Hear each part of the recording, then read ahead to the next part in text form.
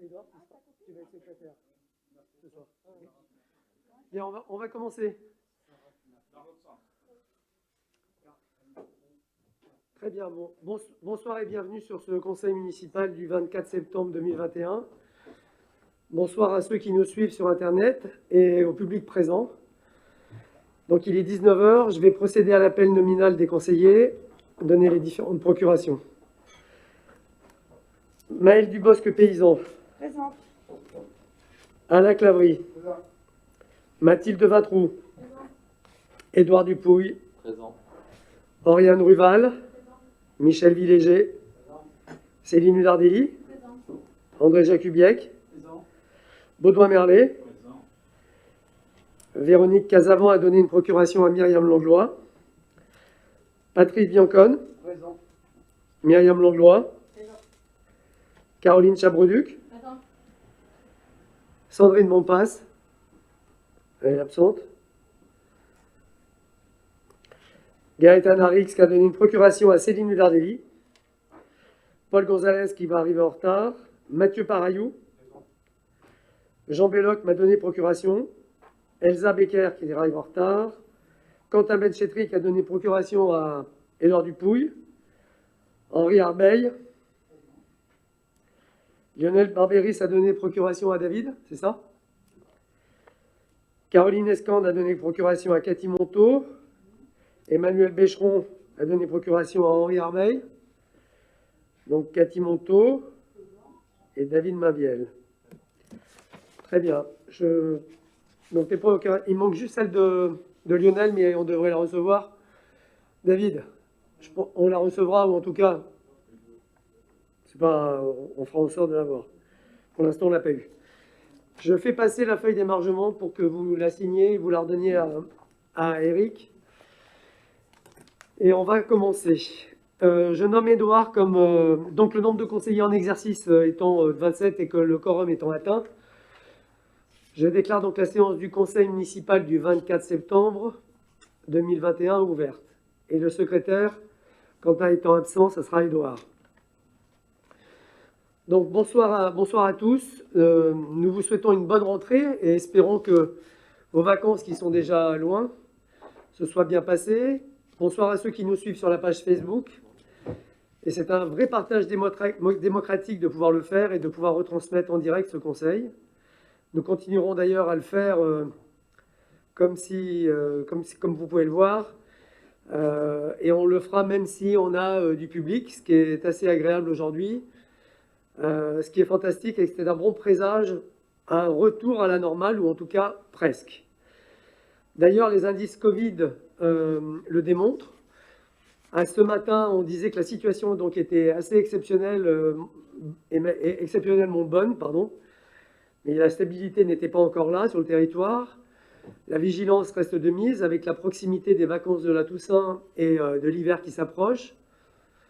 La préfecture, comme vous l'avez peut-être pu le constater, a allégé quelques mesures sur l'espace public avec la levée du masque, tout en maintenant à l'occasion de situations ou événements ne permettant pas la distanciation, de garder ce masque. Les taux d'indice de ce matin étaient de 22,3, bien en dessous du seuil d'alerte qui est de 50. Aujourd'hui, sur notre territoire, on a 7 personnes qui restent en hospitalisation, dont une en réanimation.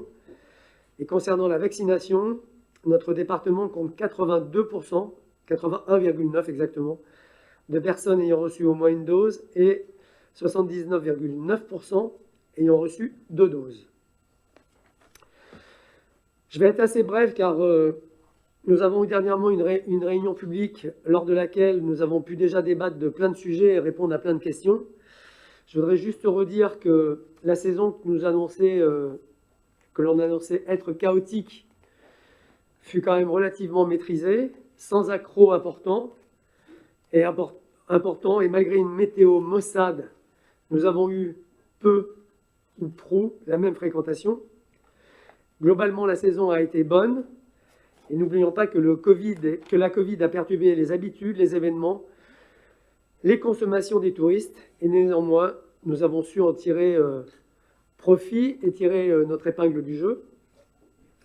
J'en profite pour remercier l'ensemble des agents des services techniques qui ont pu donner à nos estivants une vision de notre ville propre, aux agents de la mairie qui ont répondu présents pendant les vacances, et bien entendu à cette police municipale qui nous aide et qui a su être là à tous les moments de la saison. Merci à tous ceux qui se sont mobilisés pour que la saison se passe au mieux.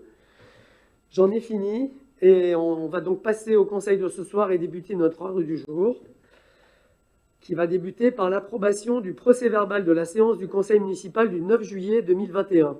Est-ce que vous avez des remarques, des commentaires, des observations? Est-ce que vous approuvez ce procès-verbal? Et donc, on va passer au vote. Qui est pour? Qui est contre? Qui s'abstient? Donc, une abstention. Enfin, 2 abstentions, puisque tu vas prendre l'abstention de... Non, simplement une abstention, puisque j'étais absent. Donc, je pense qu'effectivement, ce sera un pour Manu. Donc, une abstention Henri Arbeil, et le reste, ok. D'accord. Très bien. Nous passons aux finances. Et nous allons parler donc du tarif de location des salons du Sporting. Et c'est Édouard Dupouille qui va vous commenter cet article. Merci, monsieur le maire. Donc, dans le cadre du développement du tourisme d'affaires et des futurs séminaires, et surtout afin de se positionner au même niveau de prix que les autres salles proposant le même service, il est proposé d'augmenter un tarif de location des salons du Sporting, à savoir notamment pour les mariages qui sont organisés de vendredi 14h au dimanche jusqu'à minuit, de passer le tarif de 2 000 € à 3 000 €. Donc le conseil municipal doit autoriser monsieur le maire à augmenter le tarif de location des salons pour l'organisation de ces mariages. Est-ce que vous avez des questions ou des remarques? Très bien, on va passer au vote. Donc, est-ce que vous m'autorisez à augmenter ce tarif de location? Qui est pour? Merci. On passe au point numéro 2, qui est la taxe foncière sur les propriétés bâties. Donc il est proposé de limiter l'exonération de 2 ans de la taxe foncière sur les propriétés bâties en faveur des constructions nouvelles, addition de construction, reconstruction et conversion de bâtiments ruraux en logements. Donc il faut savoir que le législateur nous oblige à avoir une base minimum qui est de 40%, sachant que cette base ne concerne pas les immeubles à usage d'habitation qui ne sont pas financés au moyen de prêts aidés de l'État prévus aux articles L301 et 306 du Code de la construction et de l'habitation ou de prêts conventionnés. Donc nous, ce que nous proposons ce soir, c'est de voter ce taux de 40% qui est le taux minimum.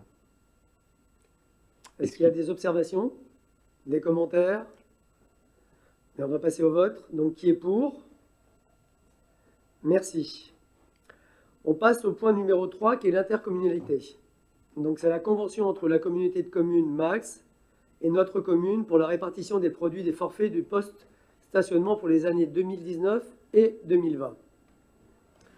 Dans le cadre de la réforme payant sur les voiries mise en œuvre au 1er juillet 2018, les communes qui réglementent du stationnement payant ont institué le montant du forfait, ça s'appelle forfait post-stationnement, le FPS, appliqué en l'absence de paiement ou de dépassement de la durée autorisée. Et le FPS se substitue en ce sens à l'amende pénale de 17 €. Pour l'année 2019, d'ailleurs, la convention n'avait pas été établie avec Max, et d'ailleurs, il faudra la voter en même temps. Or, conformément à la loi de l'article R 2333-120-18 du Code général des collectivités territoriales, la commune et Max doivent signer, avant le 1er octobre de chaque année, une convention fixant la part des recettes issues des FPS reversées à l'établissement. Et en fait, cet article nous permet de régulariser les recettes des PV et les frais qui sont assujettis à ces PV-là, et inhérents au travail donc de nos AVSVP. On fait la balance des deux, recettes et dépenses, et on voit ce que l'on doit verser ou non à la communauté de communes.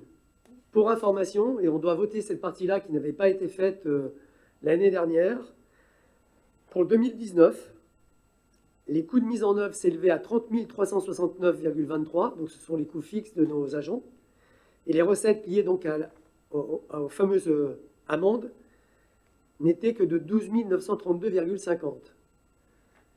Donc on ne donne rien à Max sur cette partie-là. Pour 2020, les coûts de mise en œuvre se sont élevés à 41 708,77, puisqu'on a eu des agents supplémentaires.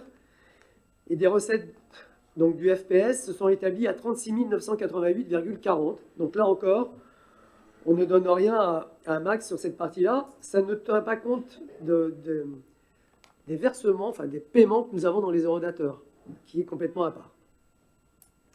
Donc, je vous demande juste de voter cette motion, enfin cet article, sachant que nous allons régulariser 2019 et voter 2020. Et avant de passer au vote, est-ce que vous avez des observations ou des remarques? Donc, est-ce que vous m'autorisez à signer les conventions de répartition du produit FPS et de la régularisation des années 2019 et de cette nouvelle convention pour 2020? Donc, qui est pour? Merci. On passe au point numéro 4, qui est l'intégration de la commune et de la convention territoriale globale, le CTG, par voie d'avenant. Les communautés de communes de Max sont signataires de cette convention afin de permettre une continuité du financement des actions anciennement prises en charge dans le cadre du contrat enfance-jeunesse de Max, ce que vous avez pu lire dans le compte-rendu. Ça veut dire que Max propose des projets clés en main, formation, séjour, spectacle ou conférence. Un exemple, un séjour sport et handicap pour les 6-8 ans cet été, un spectacle le 13 octobre par exemple, une formation des agents au BAFA, des conférences sur la parentalité, famille monoparentale ou les addictions. Ça permet aussi d'intégrer des nouveaux projets qui seraient portés par la commune, comme l'accompagnement méthodologique et technique pour les recrutements et la mise en place de projets tels que les offices municipaux des sports. Est-ce qu'il y a des observations sur cet article? Et est-ce que, s'il n'y en a pas, est-ce que vous m'autorisez à signer cette convention et l'avenant correspondant? Qui est pour? Merci. On passe aux affaires générales. C'est le choix de la procédure pour la gestion du complexe du Trinquet. Pour information, il y a une commission ad hoc pour la gestion du Trinquet et de son restaurant qui avait été créée lors du conseil municipal du 7 mai 2021 et qui s'était réunie le 28 mai 2021 à 18 h. Et une visite sur place avait fait état de travaux à entreprendre et donc il est prévu une nouvelle réunion spécifique pour entériner ces travaux qui doivent être engagés et cette réunion a lieu le 8 octobre, pour information. Le gérant actuel a donné sa démission et doit quitter, si ce n'est déjà fait, les lieux à la fin de ce mois, puisqu'un état des lieux doit avoir lieu, je crois, avant le 30. Cela a été de son propre chef, et tente une nouvelle aventure non loin de chez nous, donc on lui souhaite bonne chance. Et donc nous, en parallèle, la commission privilégie la DSP, et on a donc décidé cette DSP, et donc j'ai décidé de suivre la commission, car cela correspondait au mieux de ce que nous souhaitions. Un cahier des charges va être établi et la procédure habituelle va être mise en place pour avoir, début de l'année, un nouvel exploitant.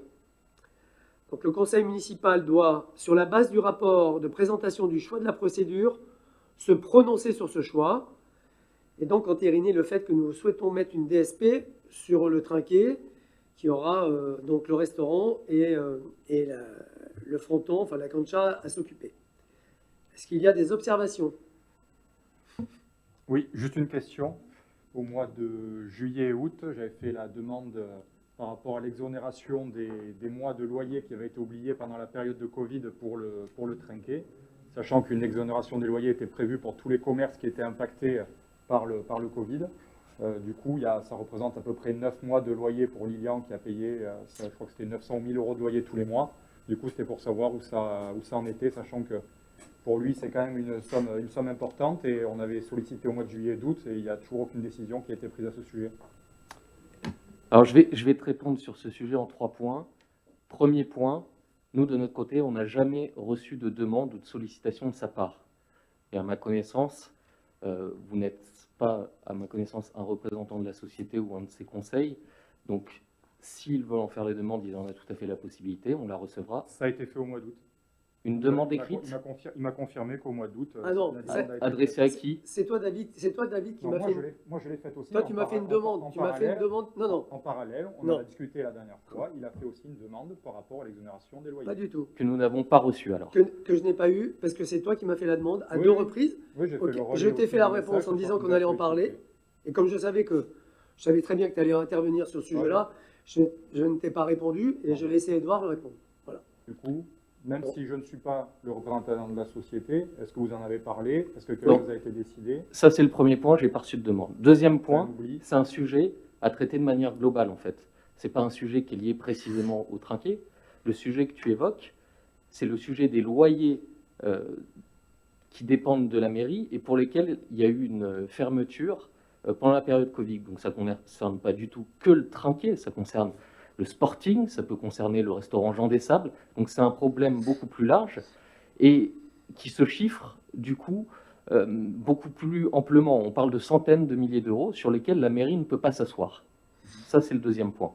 Le troisième point, quand on parle d'exonération et d'aide publique, il faut avoir deux visions. La première vision, c'est est-ce qu'on exonère ou est-ce qu'on formule une aide publique pour un service public? En l'occurrence, un café, à ma connaissance, ce n'en est pas un. Et la deuxième chose, et je pense qu'on est tout à fait dans la mouvance un peu nationale actuelle qui est de dire stop au phénomène quoi qu'il en coûte, c'est de se dire à quoi va servir cette exonération. À la base, ces aides publiques, elles avaient pour but d'éviter des situations assez précises, qui sont typiquement les licenciements, l'état de cessation de paiement. À ma connaissance, on n'est pas dans ce genre de situation, de phénomène, ou alors si c'est le cas, il faudra nous en informer. Et donc, par définition, pour moi, il n'y a pas lieu d'avoir d'exonération et d'aide publique en ce sens. Voilà, tout simplement. Donc par rapport aux termes qui sont appliqués, on n'applique pas les termes vraiment réels. Quand je lis...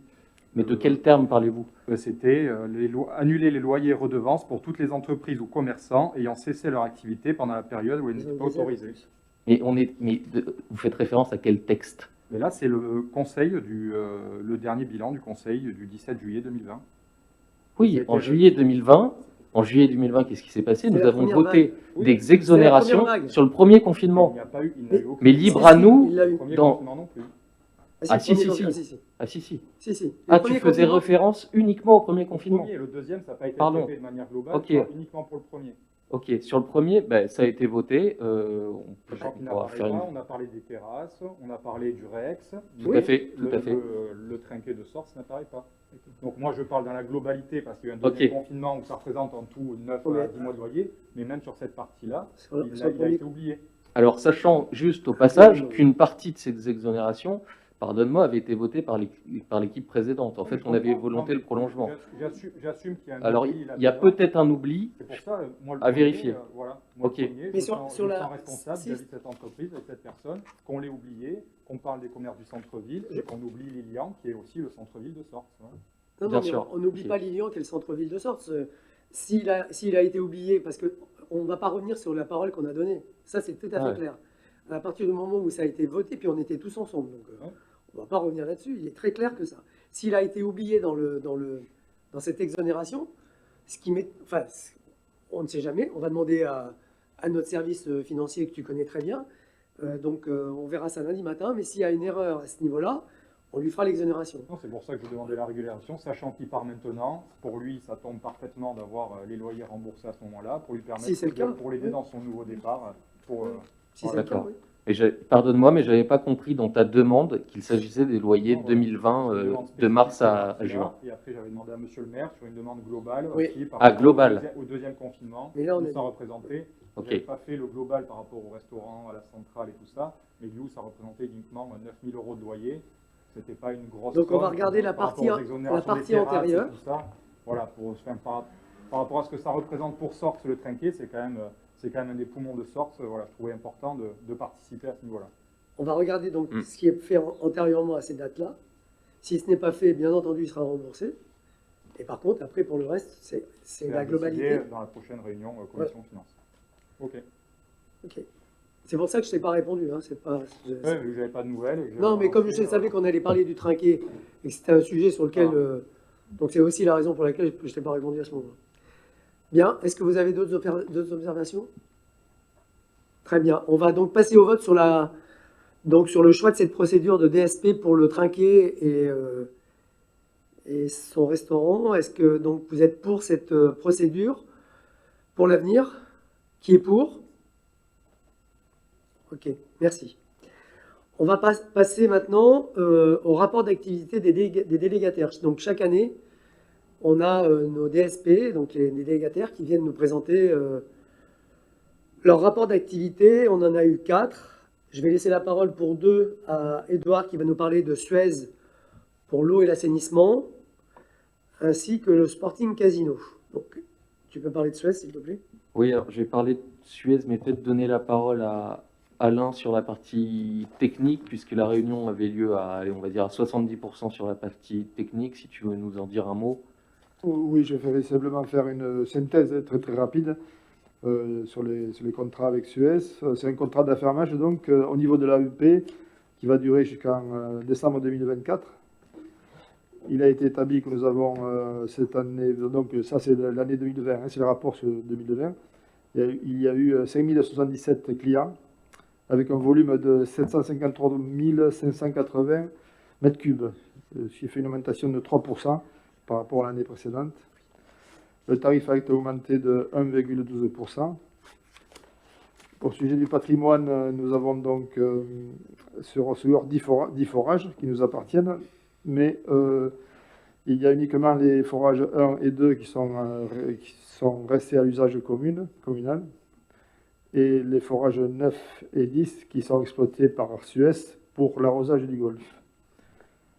Donc l'eau est fournie essentiellement par le CIPEP, Mangrès. Nous avons une réserve qui est située sur le golfe de 3000 m3. Le volume moyen consommé par jour est de 2126 m3, avec en pointe 5363.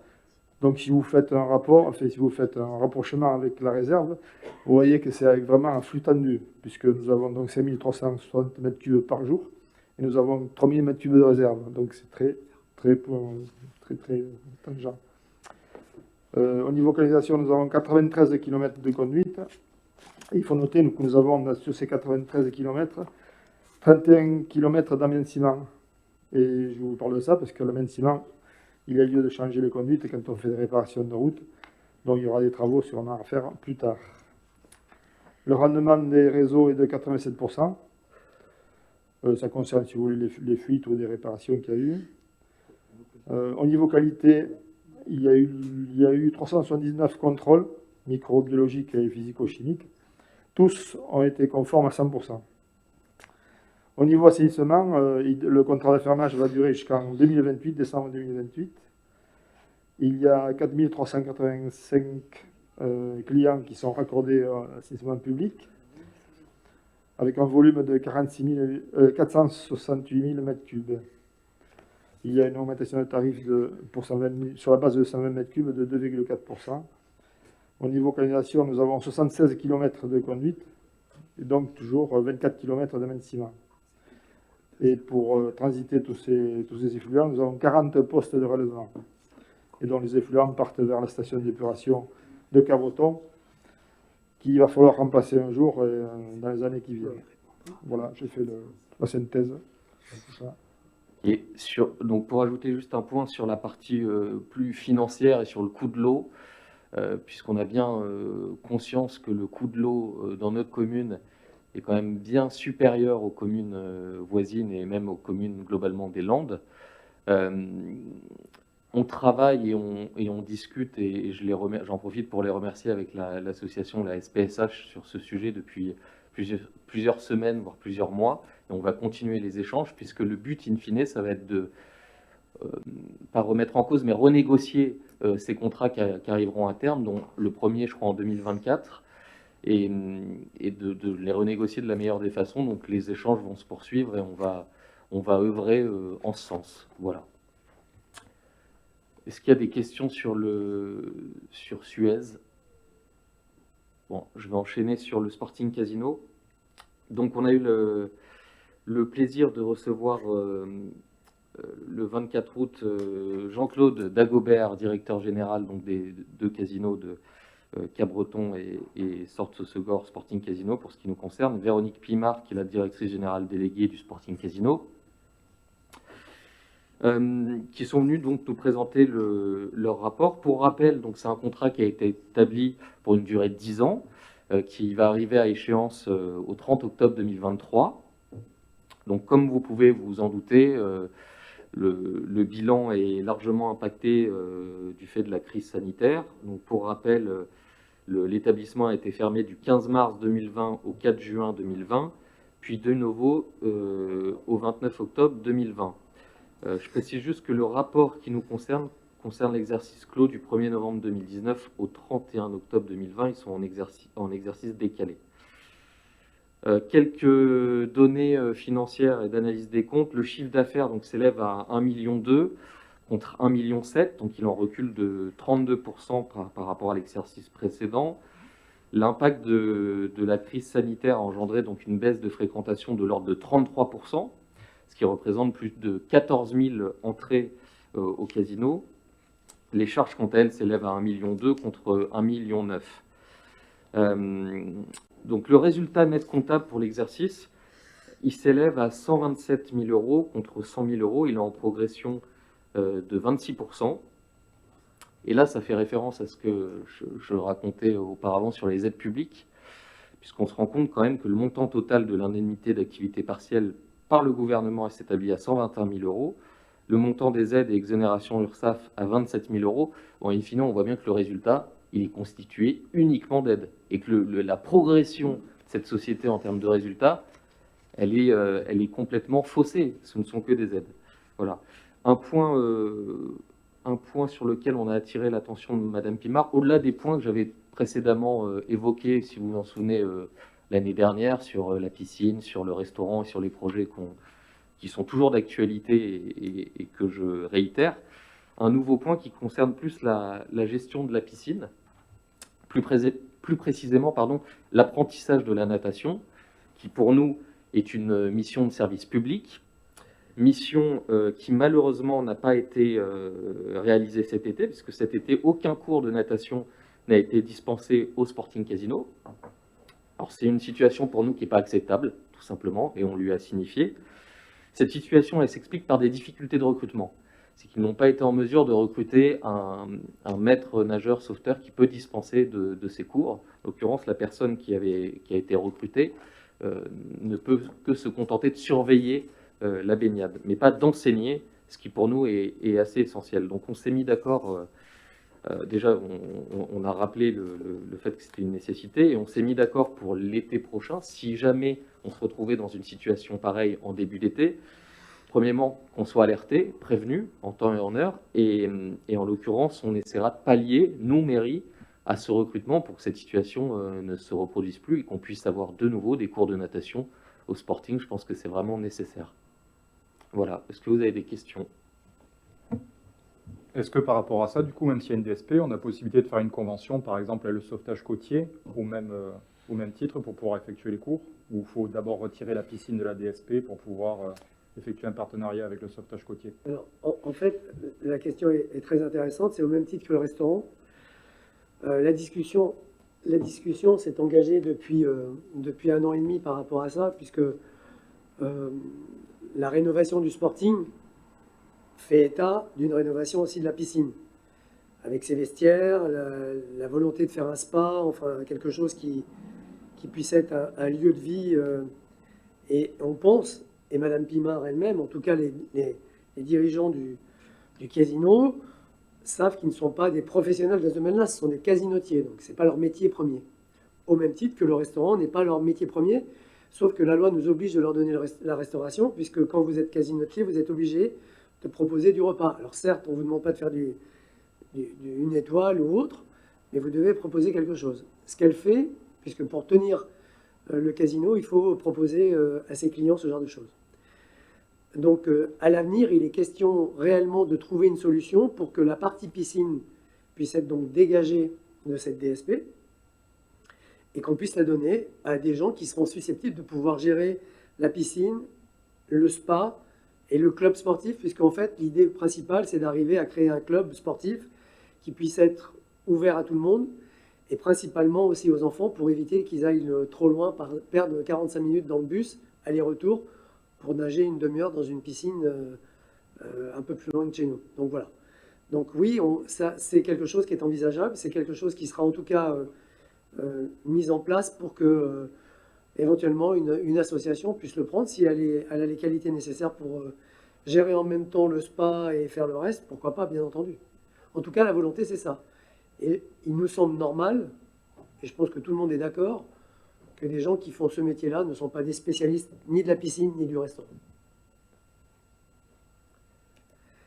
On a deux autres DSP à passer, qui sont le tennis et le mini-golf. Sur le tennis, je vais être assez rapide. Donc, c'est une DSP qui a été signée il y a 2 ans déjà, 3 ans. Il reste 8 ans, avec une équipe de jeunes qui sont arrivés en 2019, qui ont redressé la barre, puisque aujourd'hui, on était de 83 adhérents adultes, on passe à 103. Des jeunes qui étaient de 47 à 51, et ça je parle des adhérents toute l'année, ce qui est quand même une progression assez intéressante. Ils ont développé leur chiffre d'affaires de 229 000 € la première année, et en troisième année ils sont à 314 000. Alors ils font peu de résultats parce qu'ils ont fait quelques investissements importants du type les paddles, mais aussi la terre battue cette année. Ils ont refait la réfection de la lumière. Ils se sont engagés à faire de la restauration. Ils ont ouvert une boutique. Ils essayent d'animer le club. Ils ont créé des cartes aussi qui sont intéressantes pour les clients qui ne viennent que l'été, avec des cartes mensuelles. Vous n'êtes plus obligé de prendre une carte à l'année. L'école de tennis a aussi progressé puisque les chiffres le montrent. En 2017, ils étaient 26 et cette année, en 2019, ils sont 69. Donc une forte progression. Ce qui est intéressant, ça veut dire qu'il y a une vraie demande, il y a du potentiel, on a des concurrents entre les deux villes, nos voisines. Il manque juste encore un peu d'élan pour que le club reprenne un peu ces lettres de noblesse qu'on a connues par le passé. Je pense qu'il y a encore quelques travaux à faire. Ce qui est un petit peu délicat, c'est que les travaux importants qu'ils doivent mener, ça va être difficile, mais en tout cas, ils sont prêts à les faire, avec la rénovation un peu du restaurant, pas mal des vestiaires. Donc voilà. Ils ont créé d'autres animations du type tennis baby dès l'âge de 3 ans. Ils ont des enfants de 5 et 6 ans qui trouvent leur place dans cette instruction de mini-tennis. Ils ont développé les stages. Donc concrètement, ils sont en bonne voie pour arriver à relever le défi qui leur avait été proposé, même si au départ, ils avaient peu de chance compte tenu de la situation difficile qu'ils avaient récupérée. Donc voilà, maintenant il faut qu'ils arrivent à passer ce cap pour qu'on puisse avec eux les accompagner les 8 ans qui restent et qu'ils fassent les travaux nécessaires pour qu'on puisse avoir d'autres adhérents et d'autres clients.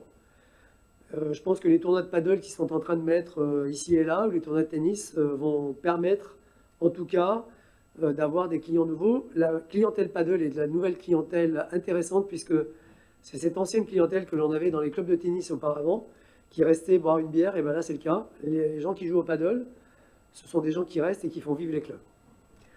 Donc on peut considérer qu'aujourd'hui, le club est en progression.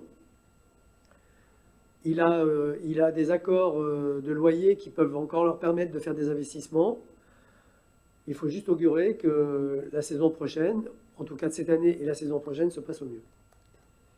Ça, c'était pour le tennis. Est-ce que vous avez éventuellement des questions? Oui, je souhaiterais juste intervenir et dire qu'effectivement, les conditions dans lesquelles la DSP a été récupérée, rappelez-vous, il y avait eu de nombreux recours, il y avait eu une fuite de pas mal d'adhérents sur Cabreton, donc ça avait été un contexte très particulier. Donc je voudrais féliciter Myriam Sopel et son frère, le travail qu'ils ont fait est énorme. Où en est par contre le projet que nous avions à une époque de couverture peut-être d'un cours ou deux? Alors, le projet que vous aviez, ça coûtait 700 000 euros. Ça coûtait 700 000 euros, ce projet-là. Ensuite, globalement, financièrement, ça me paraît compliqué. Si on devait investir, on le ferait sur les tribunes de rugby ou les vestiaires. Et en plus, il y a une chose qui est hyper compliquée et ça coûtait cher pour une raison, c'est que le SPR et les bâtiments de France avaient émis des grosses réserves, ce qui donnait des structures très lourdes, parce que c'était tout en lamelles et collé, d'après mes souvenirs. Et donc, c'était très cher. Donc, a priori, ça ne sera pas fait. Ce qu'ils souhaitent, eux, c'est continuer à investir au travers de ce qui leur a été donné pour cette période de DSP. Ils essayent surtout de développer toute la partie animation pour que les gens viennent jouer au tennis, viennent déjeuner ou dîner et viennent jouer au paddle. Donc c'est plutôt là-dessus qu'ils vont se concentrer et non pas sur de la couverture, soit de paddle, soit de concours supplémentaires. Après, je vais vous parler du mini-golf. Donc le dossier du mini-golf a été pris il y a aussi 3 ans. Et donc l'exploitant, quand on voit son chiffre d'affaires et son résultat, les chiffres parlent eux-mêmes, puisque son chiffre d'affaires est de 40 000 euros. Ses résultats, charges comprises, sont de 83 000 euros. Donc il perd énormément d'argent. Au demeurant, il s'accroche et il adore cet endroit-là. Il a mis près de 200 000 euros de travaux à l'intérieur. C'est un mini-golf que l'on va découvrir dimanche, puisque lors de la journée de dimanche, on a la possibilité de pouvoir en profiter. C'est un golf qui, en fait, de trou en trou, vous donne certaines informations sur les plantes, sur les fleurs, et que vous pouvez en plus manger. Sa situation à lui n'est pas... elle est simple. Il souhaite avoir cette exploitation donc jusqu'au bout de son contrat. Il souhaite permettre à nos touristes estivants et à notre clientèle de l'année de profiter de cet endroit-là. Je pense qu'il pourra arriver à gagner de l'argent, ou en tout cas à équilibrer, au moment où le sporting aura été globalement refait et qu'on pourra attirer avec des séminaires, des conventions, de la restauration et des activités là-bas, sur le sporting. Je pense qu'à ce moment-là, il se fera découvrir et on aura des utilités importantes. Et j'espère pour lui que le chiffre d'affaires sera un peu plus important, puisqu'il ne travaille que 8 semaines à peine l'été, et les conditions climatiques sont aussi très importantes dans son domaine. Voilà. Donc, il veut rester, nous le gardons, et essayons de lui amener une forme de clientèle au travers des séminaires, du tourisme d'affaires et de certains événements qui peuvent se passer au sporting qui pourront faire découvrir ce bel endroit. Aujourd'hui, enfin sur cette partie-là, donc, le conseil municipal doit juste émettre un avis. Vous n'avez pas à voter, vous donnez juste un avis favorable ou défavorable ou une abstention sur ce qui vient de vous être présenté. Il a encore 2 ans de contrat. Donc on va passer au vote. Et juste pour votre avis, est-ce que vous avez un avis favorable sur ce qui vous a été présenté sur ces 4 dossiers, un avis défavorable ou abstention? Donc avis favorable. Très bien, merci. On va passer au point numéro 7, qui est la convention avec le Centre permanent d'initiative pour l'environnement pour la réalisation d'une étude environnementale préalable au projet d'habitat. Je passe la parole à Maëlle Dubosc, paysan. Merci. Alors, en matière d'urbanisme, la commune doit mener une réflexion quant à l'évolution de son territoire. Donc, cette réflexion nous a orientés vers ce qui nous semble être l'unique secteur susceptible d'évoluer dans les années à venir, à savoir l'ancien parking de la braderie. Donc, fort de ce constat, et afin de ne pas mener une réflexion pour rien, ce qui s'est déjà vu par le passé, nous souhaitons étudier la nature de ce site et ses potentiels enjeux écologiques. Donc nous vous proposons de réaliser une étude préalable menée par une structure aguerrie à ce type de mission, en l'occurrence le CPIE. Et cette étude serait menée sur une année afin d'observer un cycle végétal complet durant les 4 saisons. Est-ce que vous avez des questions? Est-ce qu'on a une idée de ce que coûtera cette étude ou pas du tout pour l'instant? Alors, c'est une... Oui, tu veux que je réponde? Oui, pardon. 20 000? Non, 10 000. 10 000. 10 000 euros. Et en fait, alors, pour vous en dire un petit peu plus sur le CPIE, donc c'est une association. Et une association avec laquelle on va passer une convention, et à qui donc, on va verser cette subvention de 10 000 euros. Et derrière, ce qui est intéressant, c'est qu'en fait, cette association devient donc propriétaire de l'étude. Et cette étude, qui est une production de matière, devient une production de matière pédagogique. Donc derrière, en fait, ces études vont nous servir parce qu'on a besoin de savoir où on est, mais derrière, elle sera également réutilisée à des fins pédagogiques diverses et variées. Voilà, c'est toujours intéressant. Ce ne sera pas pour rien, en tout cas. Donc le Conseil doit m'autoriser à signer cette convention. Donc, est-ce qu'il y a d'autres observations? Donc, m'autorisez-vous à signer la convention? Qui est d'accord? Très bien, merci. On passe au point numéro 8, qui est la modification du tableau des indemnités des élus, délégation de fonctions et de signature aux conseillers délégués, donc en ressources humaines. Donc, afin de faire face à l'importance et la multiplicité des sujets qui sont à traiter et à suivre en matière de RH, la réorganisation, le recrutement, l'élaboration et la mise en place des lignes de gestion, les fameuses LDG, que ce soit pour la mairie mais aussi pour l'EHPAD, le dialogue préalable et la mise en place des 1607 heures qui sont en cours de discussion, la préparation de la tenue des CT, des CHCT, etc. J'ai fait le choix de me faire aider par un conseiller délégué, au même titre que dans certaines commissions, en la personne de son vice-président de la commission RH, qui est Baudouin Merlet. Il s'agit donc de modifier ce tableau des indemnités des élus en ajoutant un conseiller délégué. Y a-t-il des questions? Monsieur le maire, 2 remarques, s'il vous plaît. La première remarque, bon, en début de mandature, nous avions choisi de ne pas voter la délibération concernant les indemnités des élus. Mais vous venez de le souligner, voici une commission qui a beaucoup de travail. Si on regarde les nombreuses embauches des derniers mois, si on regarde les mouvements divers dans les services. Donc, c'est une commission qui travaille et qui travaille beaucoup. Et nous avons choisi donc de voter cette délibération ainsi que l'indemnité qui doit accompagner cette nomination pour son vice-président ô combien dynamique et sympathique. Voilà. Merci Cathy. La deuxième remarque, si vous me le permettez, Oui.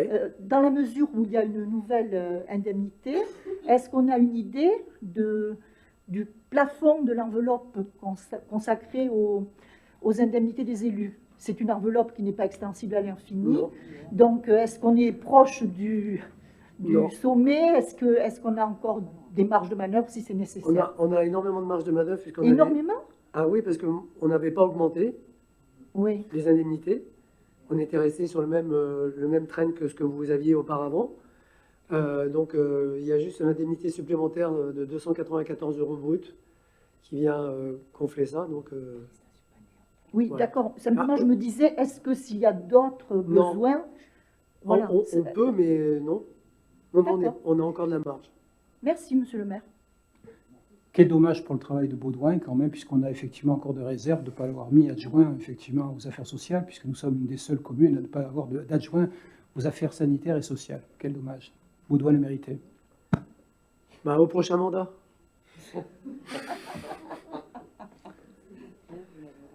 Donc, est-ce que vous êtes pour, donc? Très bien. Nous vous remercions. Alors, tu as une remarque, Baudouin? Si tu y tiens. Non pas une remarque, mais merci de votre confiance. Et puis je constate que ce qu'a dit Cathy là, me touche un peu. Les deux qualités qu'elle me prête, et peut-être à tort, font que ça justifie une indemnité. Alors on verra après pour la commission RH. Merci Cathy. Alors, le point numéro 9, la sollicitation de subvention au titre du FEC. Donc c'est le fonds d'équipement des communes pour l'année 2019 au titre des projets du parking des écoles et pour l'année 2020 au titre de la réfection des halles. Pour l'année 2019, il y avait un projet de reconstruction des tribunes qui avait été inscrit au FEC, mais comme il n'a pas été réalisé, il est donc proposé d'y inscrire le projet du parking des écoles, et cela pour un montant de 11 835,67. Et pour 2020, 11 897,50 pour la rénovation de la façade des bâtiments communaux, les halles. Pardon. Ces subventions départementales sont un coup de pouce de la part du département, sachant que pour 2022, nous ne serons pas dans la boucle car c'est les différentes communes du territoire qui passent les unes après les autres. Donc, est-ce que vous m'autorisez à solliciter ces aides financières auprès du département au titre du FEC pour les deux projets précipités, sachant que, en ce qui concerne les tribunes, comme elles n'ont pas été traitées, on a récupéré cet argent-là puisqu'il allait être perdu, et que si demain on devait faire des tribunes, ce qui est prévu dans une partie du mandat, on ressollicitera le FEC pour récupérer la partie qui sera attitrée à cette construction. Est-ce que vous avez donc des questions, des remarques? Juste une remarque, on est tous d'accord bien sûr pour obtenir le maximum de subventions. Je reviendrai quand même sur un point, l'utilité de ce parking des écoles. Encore une fois, on a parlé de couvert végétal à la réunion en public l'autre jour. Là, nous allons avoir un abattage d'une vingtaine, voire d'une trentaine d'arbres. Non. Du bitume, Non. plus des polluants. Non. À proximité d'une cour de récréation, alors, Henri, avec un parking qui oui, va mais- servir de parking minute le matin et le non, soir, non. et qui servira que 2 mois pour les Non. touristes. Donc nous étions Alors, c'est quand pas même à très un grave. an quasiment, je pense, que donc, du centenaire. Nous aurions peut-être pu effectivement en faire un square. On a un square de la Concorde, là on va voir le parking de la Discorde. C'est bien dommage. Alors, pour en revenir, je voudrais juste revenir sur ce sujet-là. Lors d'un conseil municipal, on avait évoqué ce projet-là, auquel tu avais dit que tu y avais pensé. Et je t'ai dit, nous l'avons fait. Et nous le ferons pour les raisons qu'on a déjà évoquées. C'est-à-dire que ce n'était pas un parking minute. Certes, c'est un parking minute pour les enfants, pour les parents des enfants qui viennent chercher et reprendre les enfants. Mais c'est aussi un parking qui va garder de la sécurité l'été. Et on le sait très bien, au niveau, pendant la période estivale, c'est-à-dire pendant les 4 mois et demi, ayant en plus un marché, le marché d'ici, qui a une grosse cote et qui fait venir beaucoup de gens des communes aux alentours, on a des problèmes de parking. Il n'y a pas 20 arbres qui tombent, déjà c'est faux. On met de la végétalisation en plus. Donc voilà, il faut regarder le projet. Il est là et il est à la disposition de tout le monde. Et faire ce qui est proposé, ou ce que tu proposes, ou éventuellement certaines personnes de faire un endroit verdoyant, on va le faire, mais ailleurs. Mais laissons le temps aux choses. Je reprendrai une phrase que tu as dite hier soir. Laissons-nous le temps de faire les choses. Dans la discussion d'hier soir, sur un autre sujet qui n'a rien à voir, c'est un sujet qui était sur le CIAS. Mais bon, laissons le temps aussi à l'organisation municipale de proposer ce genre de choses. Hier soir, c'est vrai que nous avions un débat très intéressant sur Oui.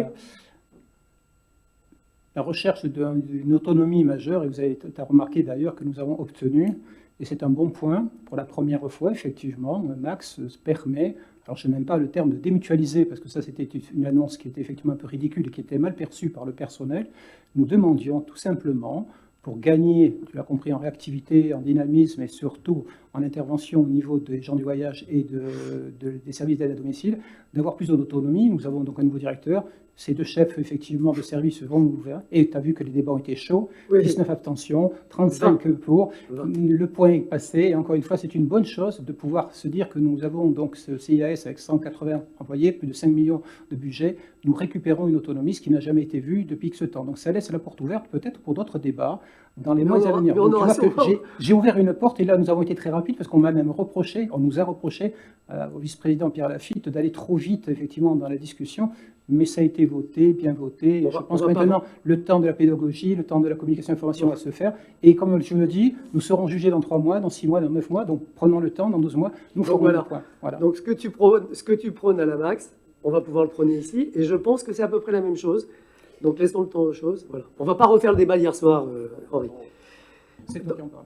Comment? Juste une question technique, du coup, à la finalité, on arrive à combien de Comme- places j'ai pas sur le entendu. parking? Du coup, on arrive à combien de places au final? Parce que 82. Ça a diminué, 82. 82. Dont des places 81, pardon. J'ai pas mes lunettes. Pardon. Dont 3 PMR et 2 places normalement pour des voitures électriques aussi. Donc voilà. Donc est-ce que donc vous m'autorisez quand même à aller chercher cet argent-là? Ces parties de subventions qui nous sont données par le département. Donc on va passer au vote. Qui est pour? Merci. Ensuite, on va passer au point numéro 10, qui est la sollicitation d'une subvention au titre de la dotation de soutien à l'investissement local pour la réalisation des travaux d'agrandissement et à la réhabilitation du poste de police. Donc le conseil municipal doit m'autoriser à solliciter les aides financières auprès de l'État au titre de la dotation de soutien de l'investissement local, subventions qui sont donc données par l'État, comme nous l'avons fait précédemment pour la rénovation des halles ou de la pompe à chaleur pour l'école de Sorts. Donc est-ce que vous m'autorisez à solliciter l'État pour essayer de trouver quelques deniers pour nous aider pour l'agrandissement du poste de police? Donc qui est pour? Merci. Point numéro 11. Alors, nous allons adopter une motion proposée par l'Association des maires des Landes pour soutenir la chasse traditionnelle. Alors, donc il est proposé au conseil municipal et donc de m'autoriser à signer cette motion qui est proposée par l'AML, préalablement, qui est l'Association des maires des Landes, pour soutenir les chasses traditionnelles et se positionner en faveur d'une réécriture des arrêtés quotas, qui est des arrêtés quotas, pour permettre la chasse aux alouettes, aux pentes et aux matoles. Matoles? Oui, matol, oui, ces petits cages. Ceci faisant partie du patrimoine, en tout cas c'est le texte qui nous a été proposé, ceci faisant partie du patrimoine culturel landais, il nous semblait en tout cas, comme beaucoup de maires, et on l'a fait hier soir en communauté de communes, de soutenir ce mouvement. Mercredi dernier, d'ailleurs, le gouvernement avait mis en consultation plusieurs arrêtés pour réautoriser certaines chasses. Et samedi dernier, à Mont-de-Marsan, un grand rassemblement a fait entendre sa voix pour donner de nouveau aux chasseurs l'autorisation de pratiquer cette discipline. Donc ils entendent les chasseurs défendre un monde rural qui est menacé. Et donc, est-ce que vous avez des remarques sur cette motion? Moi, j'aimerais quand même, Allez-y. pour soutenir les chasses traditionnelles, moi j'aimerais que la parenthèse soit ouverte avec ce que ça, Alors, c'est un ce que truc, ça contient, parce que vraiment, il y a certaines chasses quand même elles sont certes traditionnelles, mais elles ça a été sont, un grand débat hier soir aussi. Ah oui, d'accord. Mais intéressant, parce que, alors il a été un peu plus raccourci, mais parce que, voilà. Le débat, c'est en fait... Moi j'aime la chasse, sinon Comment je suis pour défendre les chasseurs, bien sûr, hein, et la chasse traditionnelle, mais il y a des traditions qui sont quand même...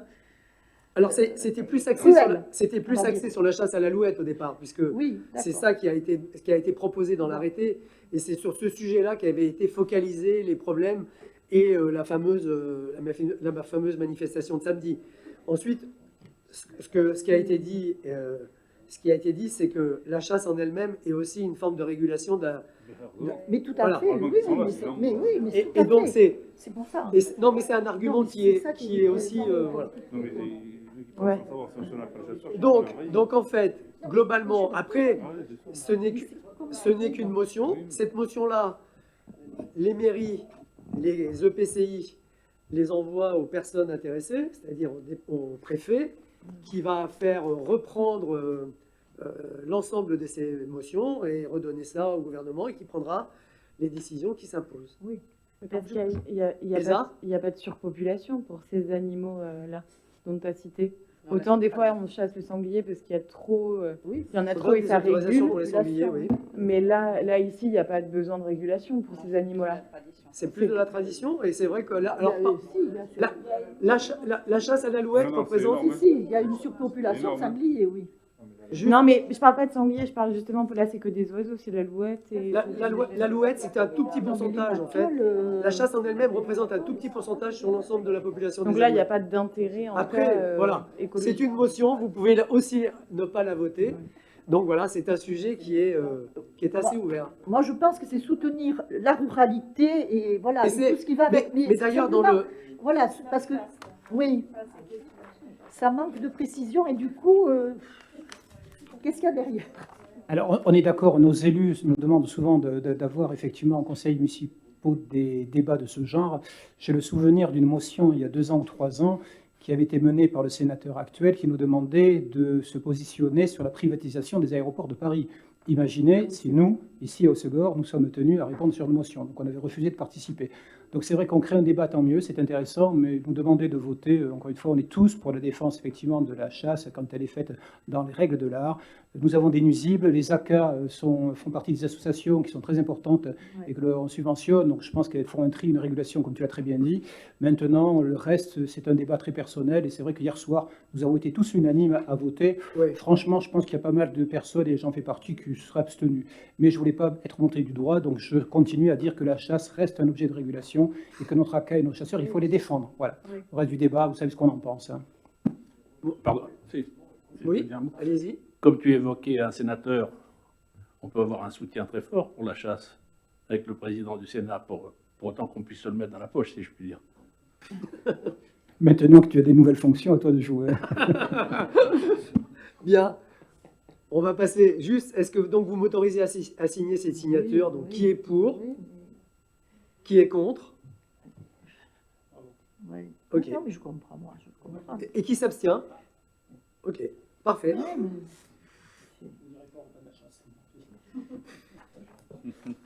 On va passer au point numéro 12.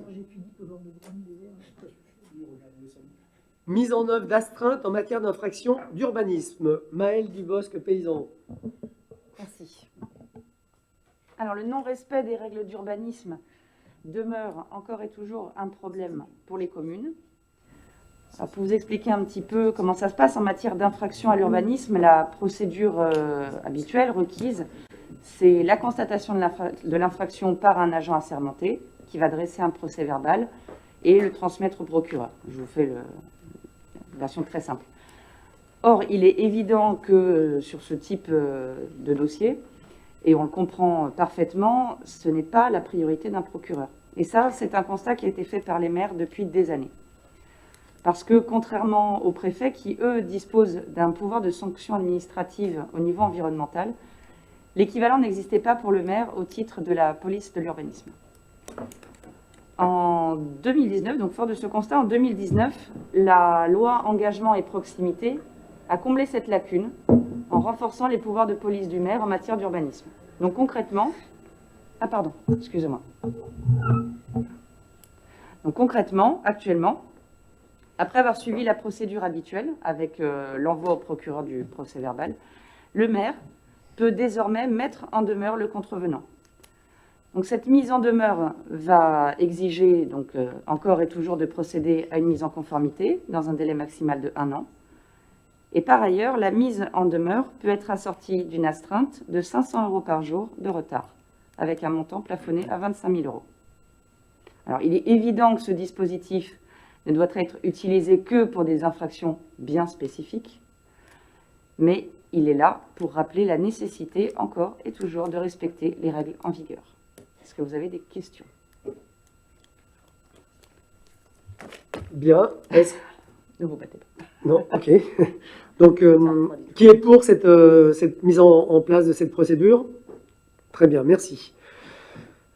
On va passer au point numéro 13, donc informations et questions diverses. On va parler du marché public qui est lié au trinquet, et je vais passer la parole à Alain Clavry.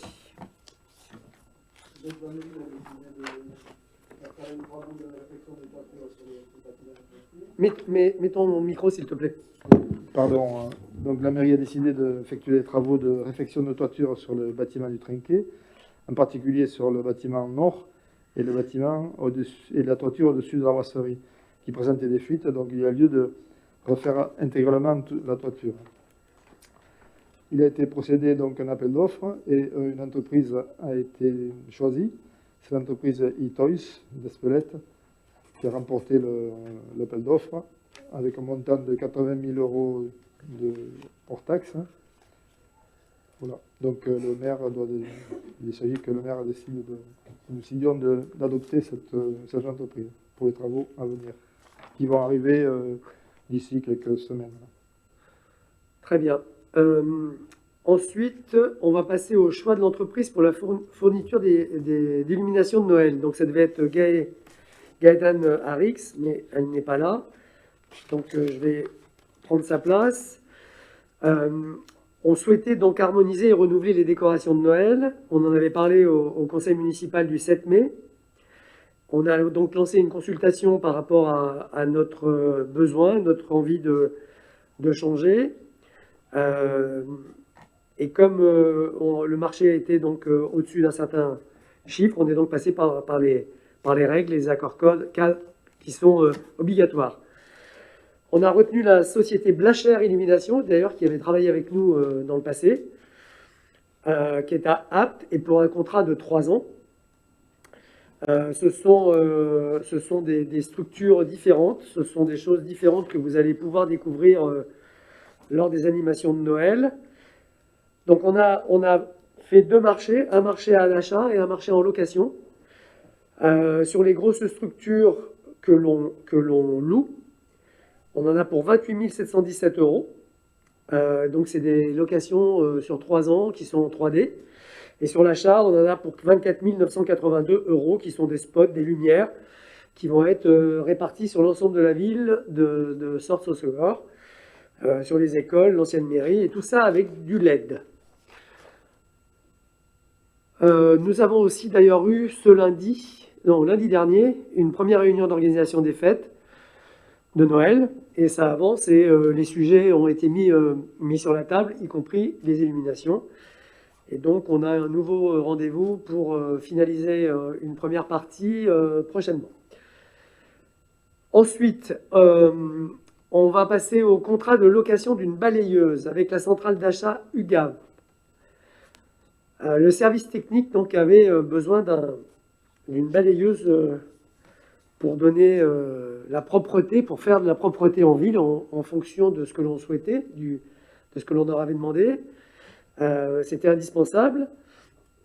Et donc on louait une balayeuse. On la loue que pendant 6 mois. Et pendant ces 6 mois-là, on l'a louée au tarif de 5 280 euros par mois, ce qui est relativement cher, mais qui est un équipement indispensable pour assurer le nettoyage efficace durant la saison, et y compris les ailes de saison. Nous avons fait plusieurs devis pour une location de longue durée sur 5 ans, et il s'avère que cela revient moins cher de la louer à l'année que de la louer sur les 6 mois, puisque les 6 mois représentaient 31 680 euros exactement, contre 26 000 pour 12 mois auprès de l'UGAP, qui en plus nous donne des avantages au niveau du financement. Et de ce fait, on va donc prolonger notre accord avec eux et on va payer beaucoup moins cher, on l'aura toute l'année. Ce qui est un gage de propreté supplémentaire, puisqu'on a 2 balayeuses qui vont pouvoir tourner. Et à l'achat, ça représentait quelle somme du coup? Ça coûte 150 000 euros, ah oui, quand même. Donc c'est quand même relativement cher. Parce que j'ai eu le même réflexe, j'ai regardé, et là, donc voilà. Là, ce qui est important dans la location, ce qui était intéressant dans une location, parce que la réflexion est intelligente, puisqu'on peut se dire qu'on pourrait aussi en même temps la réparer chez nous. Sauf que sur ces choses-là, c'est compliqué. Et donc, l'acheter, c'était l'entretien, que là, en location, si ça casse, on la rend, ils nous prêtent une autre, et ainsi de suite.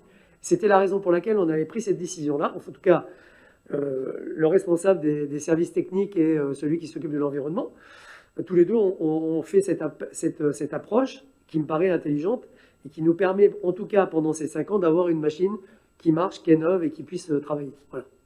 J'imagine que toutes les autres communes ont le même problème. Oui. Il n'y avait pas moyen de mutualiser avec des communes voisines sur ce sujet-là. Donc, qui suis le roi de la mutualisation, vous avez compris. Alors déjà, l'UGAP, c'est un endroit, c'est quand même une centrale d'achat qui est globale. Donc ça nous permettait aussi d'avoir ces prix-là. Après, je ne suis pas certain que nos petits camarades de droite et de gauche en aient aussi besoin. Donc voilà. Mais déjà, on a quand même gagné pas mal de choses. On gagne plus de 5 000 euros par an. Sur 5 ans, ça fait 25 000. En fait, on se paye la machine gratuite. Et surtout, c'est qu'on a surtout l'entretien qui est pris en compte. Comment? Voilà, absolument. Bien. On va passer au point suivant, qui est le funéraire. Et je vais passer la parole à Myriam Langlois. Pardon. Alors, il y a 3 délibérations à faire. Et la première, c'est l'acte constitutif de la régie des recettes et d'avances des cimetières. Alors, la mission de la régie, c'est quoi? Elle encaisse la vente des concessions funéraires, la vente des caveaux, le renouvellement des concessions intermichues, les prestations de services nouvellement mises en place, et elle décaisse les rétrocessions funéraires, les dépenses liées aux prestations de services, achats de fleurs, petites fournitures d'entretien et petits travaux. Alors, pourquoi cette constitution de régie? C'est parce que ça permet d'encaisser et de décaisser, et de ne pas avoir affaire aux impôts, au trésor public qui ne nous avertissait jamais si c'était payé, impayé, retard et tout ça. Donc ça nous permet d'être autonomes aussi. La deuxième délibération, c'est sur les tarifs relatifs aux cimetières. Les tarifs de renouvellement des concessions, c'est le type de caveau au plein de terre, sur une durée de 30 ans, ce sera 175 € le mètre carré. Et le type de case, durée 15 ans, 100 €, durée de 30 ans, 200 €. Voilà, c'est les tarifs de maintenant. La reprise, troisième délibération, c'est une reprise de concession trentenaire de 1994 qui a été demandée par l'ayant droit. Et elle a été rétrocédée le 13 septembre pour 10,68 €. Voilà, ça c'est de la rentrée d'argent. Voilà, merci. C'est ce que je voulais vous dire. On va passer aux finances. En fait, c'est la suite du sporting, puisqu'on a augmenté la première partie qui était d'un certain montant et qu'il fallait passer en délibération. Cette partie-là ne peut se faire que sur décision du maire. Donc, je vais passer la parole à Édouard. Voilà, donc dans le prolongement de cette délibération, donc les nouveaux tarifs donc pour la réunion d'une demi-journée donc passent de 400 € à 800 €, la réunion journée de 800 € à 1500 € pour l'ensemble des salons par jour. Donc le premier jour passe de 1000 € à 1500 €, le deuxième jour de 750 € à 1000 €, le troisième jour de 500 € à 750 € et enfin le quatrième jour et au-delà de 250 € à 500 €. La prolongation le dimanche jusqu'à 19 h, quant à elle, passe de 400 € à 500 €. Enfin, le forfait plante s'élève à 150 €. Voilà. Alors, tout cela, c'est dans une volonté de développer le sporting, comme vous l'avez pu le constater, sur des séminaires et des conventions. Ces augmentations-là, avant de les avoir fait, on s'est quand même renseigné sur ce qui était autour du marché. Et depuis des années, ça n'avait pas été fait, mais ce n'était pas aussi la volonté de le faire. Donc, on se met en marche pour pouvoir recevoir d'abord correctement les entreprises, les séminaires, les conventions ou salons. Donc, on a aussi investi dans du matériel. On a acheté des nouvelles tables, on a acheté des nouvelles chaises et ainsi de suite pour pouvoir faire en sorte de recevoir correctement ces séminaires-là. Et il était normal que l'on puisse, en face de cela, mettre des tarifs qui étaient en adéquation avec ce que l'on souhaite. On va passer au point 14, qui est la question diverse, qui parlait des lignes directrices de gestion.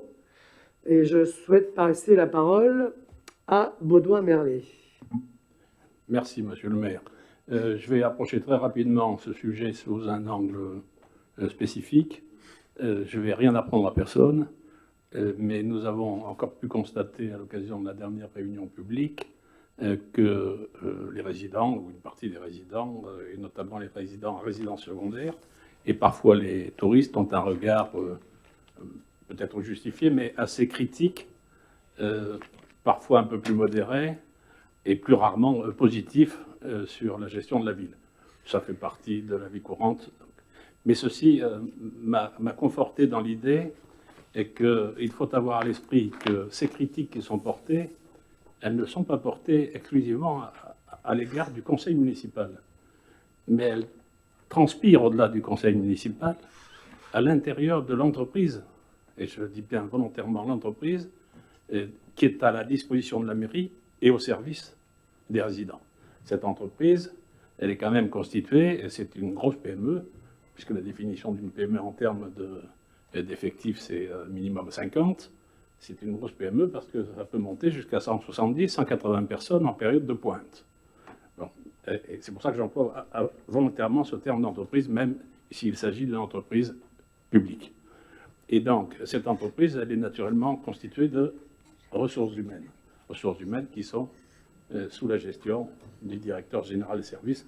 J'ai failli dire du directeur général tout court, si je puis dire, comme on emploie le terme dans les entreprises. Bon, et donc, tout ceci nous a conduit non pas à réinventer le monde, non pas à refaire ce qui a été fait avant, mais simplement à prolonger une certaine dynamique de ces ressources humaines. Et pour prolonger cette dynamique des ressources humaines, parce qu'il faut savoir une chose, c'est que quand il s'agit de matériel, le temps de vie est court. Le matériel devient obsolète assez rapidement, ou le matériel s'amortit rapidement. Quand il s'agit du temps humain, c'est un temps long, qui peut aller de l'embauche jusqu'à la fin de carrière. Et c'est d'autant plus délicat dans la fonction publique parce que c'est extrêmement encadré. Et donc, c'est parfois très bloquant. Et donc, nous nous sommes dit, dotons-nous, ça ne veut pas dire qu'il n'y avait rien avant, hein, dotons-nous d'outils qui nous permettent au moins d'appuyer sur le bouton pour faire fonctionner 3 piliers essentiels: la formation, le suivi du personnel et de son parcours, et au-delà de ça, donc les compétences qui commencent d'ailleurs par le début, c'est-à-dire par l'embauche. Et donc, Eric a travaillé sur ce sujet, et ces outils s'intègrent dans ce qu'on appelle les lignes de gestion. Ça a été échangé avec la commission RH, ça a été échangé avec le directeur général des services. Bon. Et donc, je crois qu'il ne peut pas y avoir d'objection sur ce principe-là. C'est déjà en route, ça fonctionne, on va le parfaire. Mais je voudrais préciser une chose à cette occasion-là. À mon avis, hein, et c'est pas parce que je suis délégué, je l'aurais dit de la même façon avant. À mon avis, ça n'est pas dans le rôle de quelque élu que ce soit d'être le DG à la place du DG. Et donc, il faut que chacun prenne sa responsabilité et assume ses prérogatives. Je veux dire par là, tout simplement, que s'agissant de lignes de gestion, il s'agit bien de la gestion de l'entreprise et de ses ressources humaines. Et donc, j'insiste, nous ne sommes pas des DG à la place du DG. Et donc, comme il s'agit de lignes de gestion, s'il y avait des questions particulières, je ne renvoie pas la balle, mais je passe la main au directeur général, encore des services. Voilà ce que je voulais vous dire. Alors pour te répondre, tu as tout à fait raison. Dans les 3 niveaux que tu dis, avant la formation, je pense que le recrutement reste effectivement essentiel. On le sait, on est dans la fonction publique et territoriale, donc le recrutement, comme tu le dis, est capital également. Oui, bien sûr. Un sujet que tu connais bien maintenant depuis 1 an et demi, c'est l'absentéisme. Et ça, c'est aussi un gros problème que nous rencontrons, quels que soient les niveaux, hein, que ce soit au niveau des établissements, EHPAD, crèches ou autres. Même au niveau du CIAS, on en parlait hier, ça reste vraiment un problème épineux sur lequel on doit travailler énormément. Il y a une pénibilité, on entend bien, au niveau de la fonction, mais nous avons des devoirs et obligations, nous rendons des services également publics, donc là, ce travail-là est à continuer. Bon, je compte sur toi. Je partage totalement cette appréciation. Très bien. Sur ces bonnes paroles, nous en avons fini. Est-ce que vous avez d'autres questions? Ça a été rapide puisque c'était un petit conseil. Je vous rappelle juste ce soir quelques petits points. Ce week-end, on a un événement qui a déjà débuté tout à l'heure qui s'appelle l'Infinity Trail. au Rayalai. C'est une course à mort subite. En fait, on court pendant 1 heure et autour du lac. Et il y a 200 participants. Et oui, quand même. Et donc, à chaque fois que vous avez fini votre heure et que vous êtes revenu à votre point de départ, vous avez le temps qui vous reste pour vous reposer et vous repartez pour 1 heure. Et on a des athlètes qui durent pendant 3 jours comme ça, sans s'arrêter. C'est énorme. Donc c'est à voir. Je pense que on va aller les voir.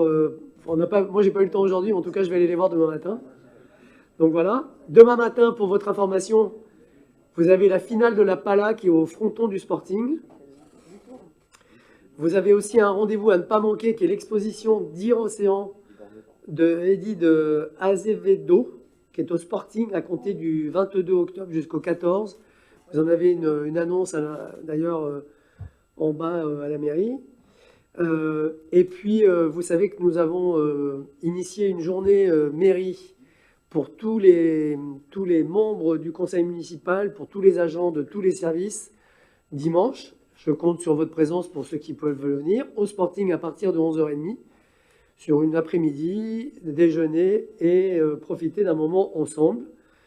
Et on aura du beau temps et c'est surtout un moment de convivialité et d'échange. Donc vous êtes tous conviés à ce moment-là. Le prochain conseil municipal aura lieu le 5 novembre à 19h. Même endroit, même punition. Voilà, je vous remercie. Je vous souhaite une bonne soirée. Pour ceux qui nous suivent sur Internet, merci au public qui n'était pas très nombreux mais qui était déjà présent. Et à très bientôt. Je vous souhaite une bonne soirée.